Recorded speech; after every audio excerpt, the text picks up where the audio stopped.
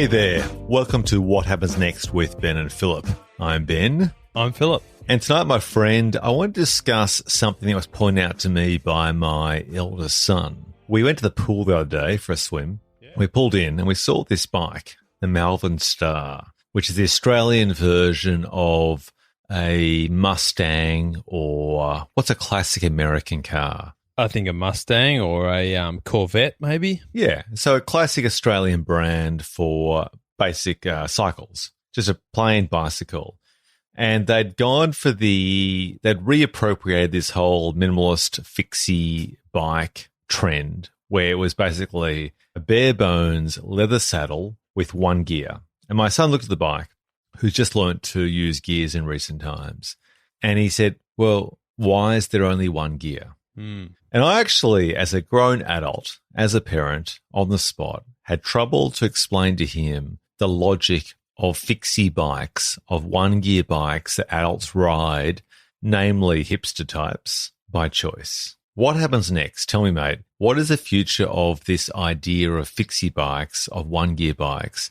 Where do they come from? Why do they exist? And is there a future, given that they're so impractical and defeat the entire essence of having a 21-gear hub set to make cycling achievable and enjoyable? I think they are a throwback to a simpler time. I don't want to use the word hipster, but I think I have to in this sense, because a lot of what I understand the so-called bastardized and marketing and advertising agency appropriated hipster label is a sort of purer, I should say, a simpler version of whatever we're doing. So it is the cold drip filtered coffee, as opposed to it's a longer process. You've got to be more patient with it, yet it is better, purer form of what we're striving to consume. Isn't it basically like the ideology you learn as a Boy Scout, which is you have to enjoy the journey, not just the destination, and you appreciate the hardship of things.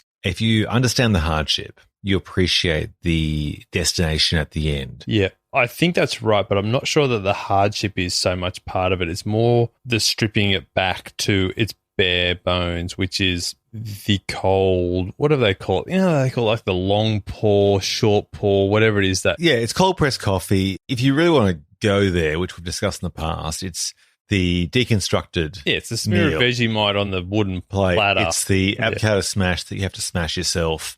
It's basically saying, let's strip away. Yeah. We don't need a dual suspension. We don't need graphite disc brakes. We don't need this and that. All we need is a pedal, two pedals, two wheels, and a frame, and we can get from A to B. We don't even need brakes. We can just have the old back brakes, which is basically what they are. So I'm not actually against the back brakes. That's fine. They work just as quickly, more or less.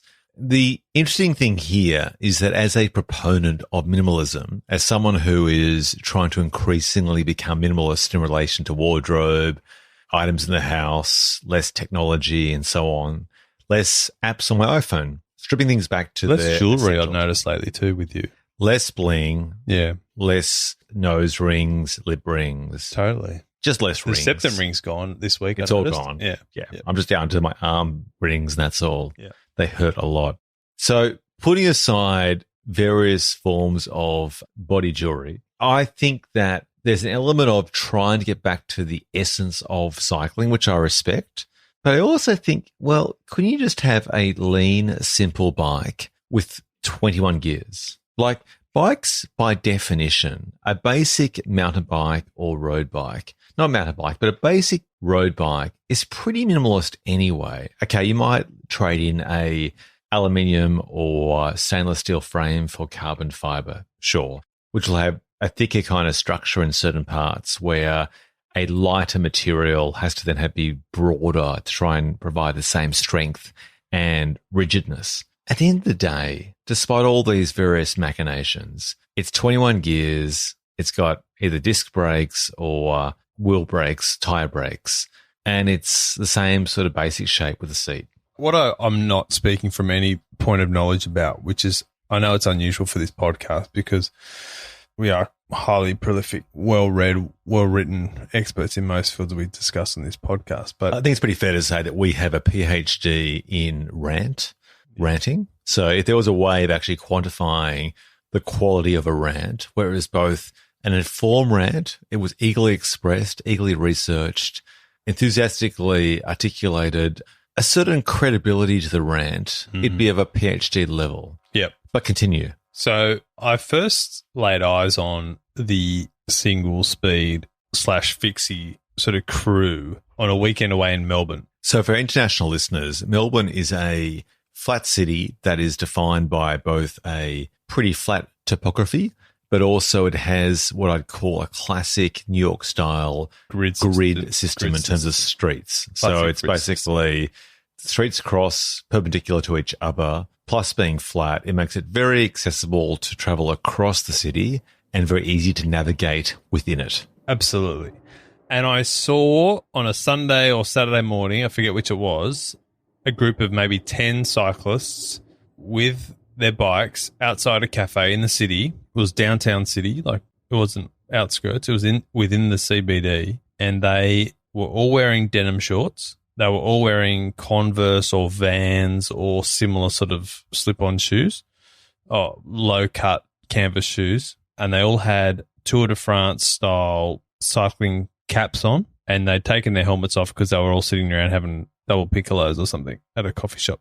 And I was like, wow, what is with the denim short gang? Like, seriously, why are all those guys wearing denim shorts? Then on closer inspection, I realized that they all had single-speed bikes. I was like, that's weird. I have seen these bikes around, but this is like a whole like gang of them. And they're clearly part of a crew because they're all dressed the same. They've all got like the Tour de France caps on. And I was like, this is really weird. This is a whole weird little subculture down here. And I mentioned to a mate of mine who lived in Melbourne. He said, yeah, it works down here because Melbourne's flat. And then I moved back to Sydney after the weekend and I started seeing these bikes around. I see these guys, you know, putting the hard yards up and down the hills of Sydney, including bike couriers. And for context for our international listeners, Sydney is complicated in that it's divided by a harbour with limited access by a couple of bridges across the main harbour, which means essentially all of the traffic just funnels to one point, and those roads are quite narrow, very difficult for cyclists. And then on either side of those harbour, being a beach city, it naturally goes from a crest downhill to most beaches, which means if you reside somewhere like, you know, famous Bondi, for example, once you're down there, good times. It's great. To get away from Bondi, it's a steep, long, hard ride up. Difficult on a regular bike, pretty much impossible on a one-speed fixie. Yeah, but if I was going to say, even the CBD where the cyclists, the bicycle couriers hang out, like the city is full of hills. It's basically built on a ridge. So can I ask you this question? Because I actually shot a film with a veteran courier who's famous. He's been doing this for 20 years. Apparently couriers on bicycles are a bit like, what's the right analogy? I mean, basically the job has a short shelf life because the job is so hard. It's so taxing physically and mentally. And these guys risk their lives to try and make a fast time, weaving between traffic, dodging between 3 tons of metal, speeding towards them, around them at 60 k's per hour every day. Mm-hmm. And the incentive is to basically either break the law or ride recklessly to try and get more work. And these guys had fixies. I can't understand why. And the only thing that comes to mind as to the logic of a fixie is the simplicity that they think if there's less gears, the chain can't come off. And you're not worrying about changing and down changing gears. You're just riding, and all you're doing is steering and braking. Yep. But when they brake, do they brake like a BMX? Like when you're a kid and you have the back brake where you basically... Yeah, that's it. You push back on your pedal. So do all fixies have the back brakes? I thought some fixies didn't have any brakes at all. No, some fixies have like the actual cable. Like a handbrake? Yeah, like a cable with your fingers, yeah. Right, okay. So you think the logic of a cyclist, like a courier in Sydney, whose profession is to ride, is that one gear, one chain, less can go wrong, and they're so fit anyway that whether it's a slight incline or not, doesn't matter. They can do it. Yeah. They can overcome the absence of gears. Yeah, I think so. Do you think it's by choice? Or do you think it's trendy? Or do you think it's just... I think a lot of it is a trend, yeah. It's like a sort of badge of honor. If you can basically ride with one gear and do your job, you're like so good and so fit. And you can ride the steepest street in the CBD. Yeah. So it's like barefoot running. You're basically overcoming what would seem to be an obstacle to other people. You're pose running. Yeah. Right. Well, as to what happens next, what is the future of fixies? I don't think it's going to be a sustainable long-term trend. I think that inevitably it'll drop off because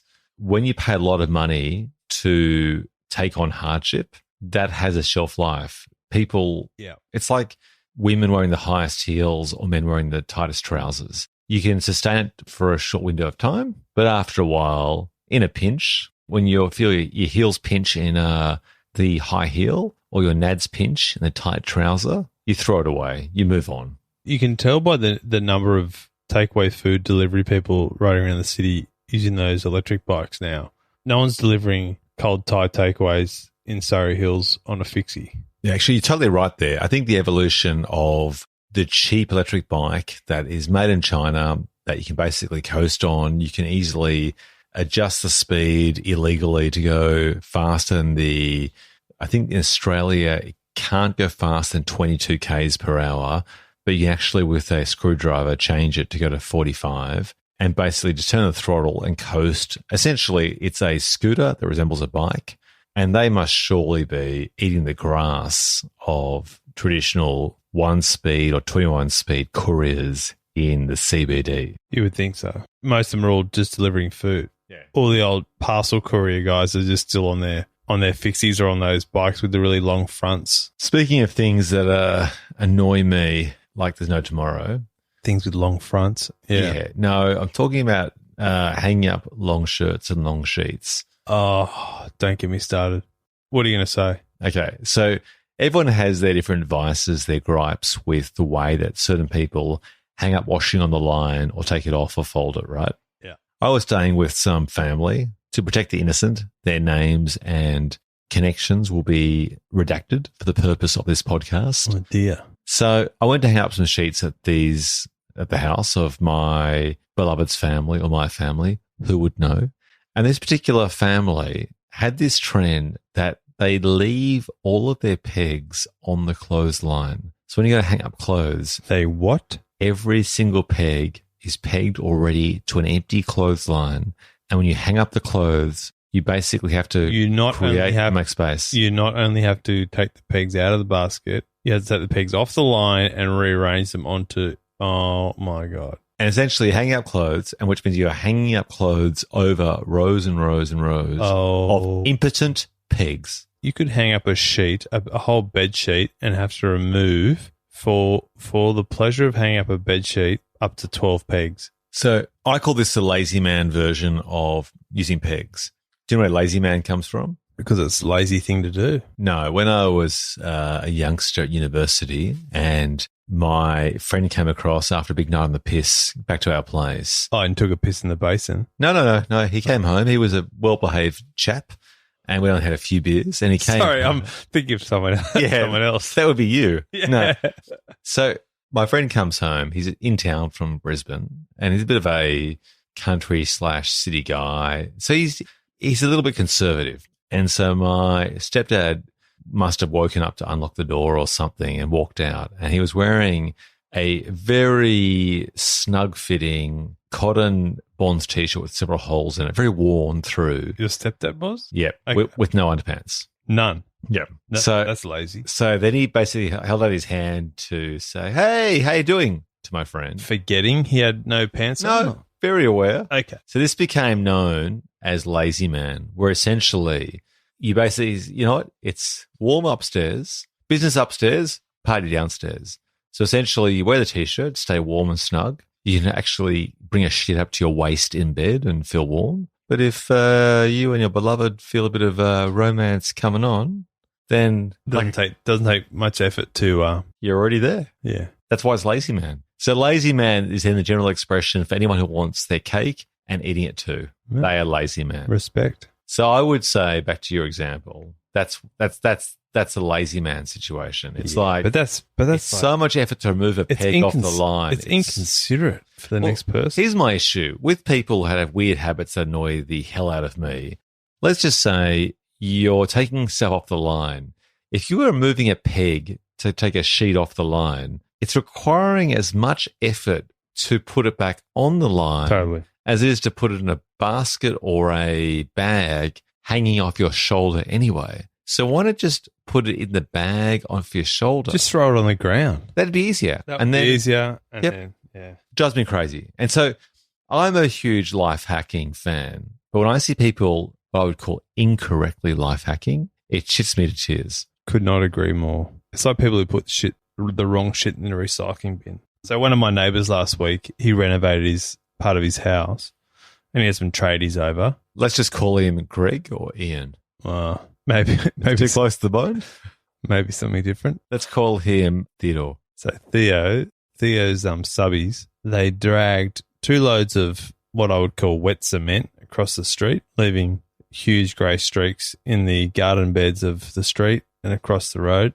Dragged a wet piece of concrete filled plastic bag / drop sheet into my next door neighbour's recycling bin with bits of brick and all sorts of shit. I was just like, on what planet do you live in if you think that a wet concrete filled piece of drop sheet with a few bits of brick and pavers is somehow akin to a couple of tin cans and some glass bottles, recyclable? So my mother-in-law, we call her Constable, insert surname, because she's that person who would observe this on the street and call them out and say, what the F are you doing? Like, this is crazy. Yeah. Someone does that to me, it's incredibly selfish because they obviously know it's not something you can recycle. But the worst bit is that you wouldn't even put cement in the regular bin. Exactly. If you put in the red bin, I'd go, that's a dick move because it's not your bin. But at least you put it... And it's also what's called conventional rubbish like it's not building rubbish. But you've dragged this 10 metres away from your own house. Instead of putting it in your own bin, you put it in a neighbour's bin. But you've put it in their recycling bin. Like, what the fuck? It's like a layer of selfish upon selfish. It's like, I'll reappropriate someone else's bin. We are one step removed from being savages, like, seriously. So there is part of me that in these various films in World War II, they depict these snipers. There's this story where they'll have like this German sniper. I would quite happily snipe in a bell tower.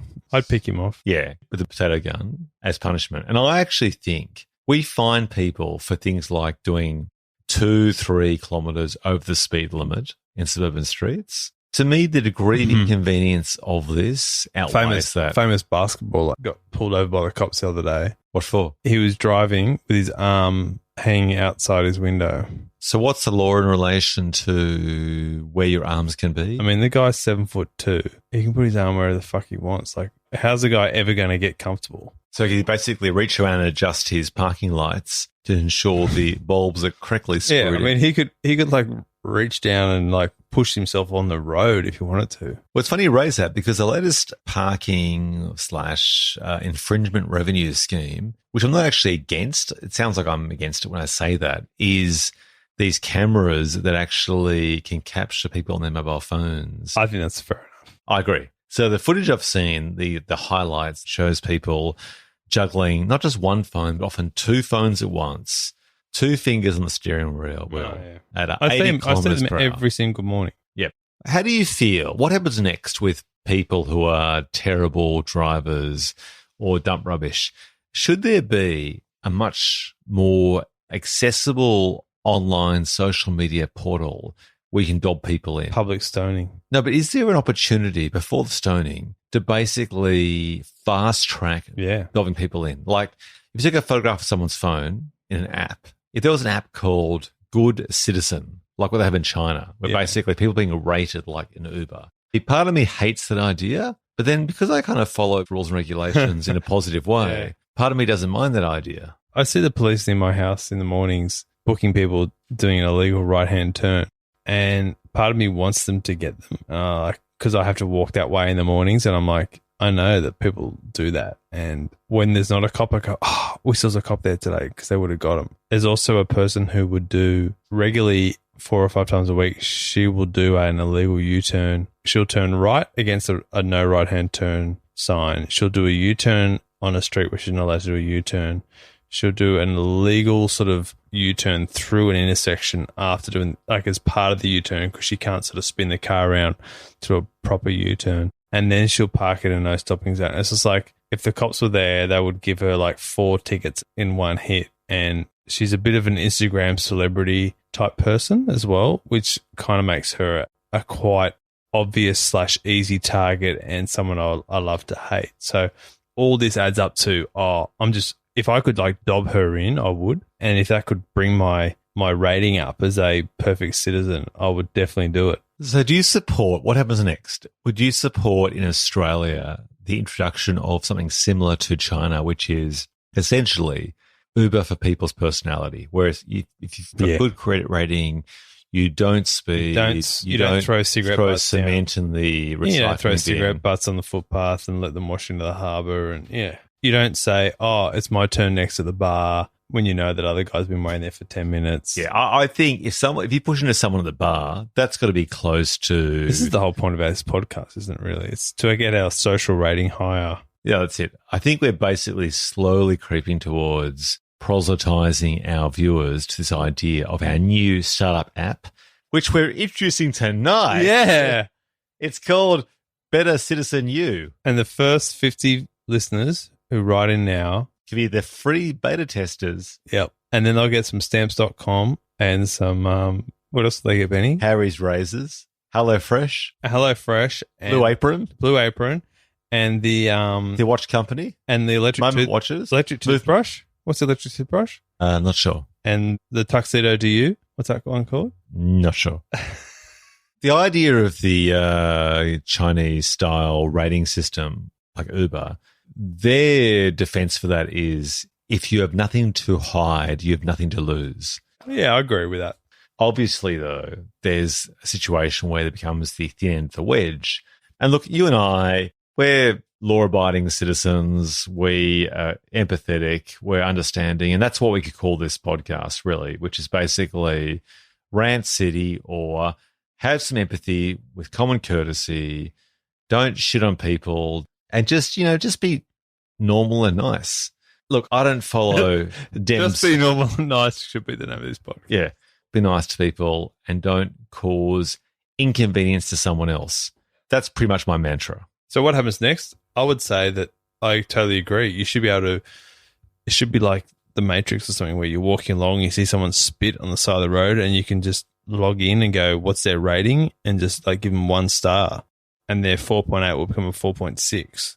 I think that would be amazing. Yeah, I'm not so sure about that. I disagree. I don't want a personal rating. I mean, look, to be fair, as previously discussed on this is everything we've ever wanted, Benny. I mean, and now you're like second guessing it. Pissing all over it. I'm throwing concrete all over it. You're the recycling bin. I'm just throwing. You're dragging your drop sheet full of wet cement into my recycling bin right now. Right. And not in a good way. Yeah, look, I know. I don't know. It's too much. Let me sit on it. The future of what happens next could be that we introduce this new app called Civility Oz 2.0 and encourage people to be better citizens, be more empathetic. We encourage cafes to serve the avocado pre-smashed with Vegemite already smeared over the bread without smearing have to be applied by the customer. People not throwing cement in recycling bins. People not leaving pegs on clotheslines. Look, I mean, you're describing some form of utopia which doesn't exist, but I know that tonight I will wake up at 3 a.m. and I will have dreamt about this. I know. And then I'll be devastated when I find out it's all a dream. I'm actually getting very excited about the possibility of common courtesy being ubiquitous. Pegs in the basket. And people being held accountable for their fucking pegs in a basket. A clean piece of nylon on the clothesline. Stop. Ready for your crisp iron-free shirts. I think on that note, before I get too worked up, that's all from me. You can catch me, Ben Phelps, on YouTube, Instagram, Twitter, and Patreon. And until next week, mate, peace out, be good, be kind, be empathetic, and I will see you with or without your new empathy app next week. Good night. Good night.